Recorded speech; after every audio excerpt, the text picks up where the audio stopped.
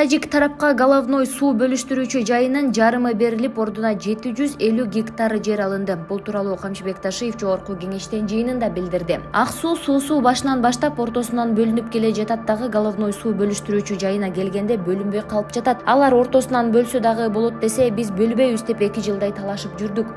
Акыры эгер бөлө турган болсок, бизге компенсация бересиңер деп ошол жердеги 3 люкту 1,5 люктан бөлдүк. 1,5 люк бизде калды, 1,5 люк аларга берилди. Ал эми 3 метр же 4 метрге жетпеген жер. Ошонун эсебинен алардан 750 гектар алдык, деди Ташиев.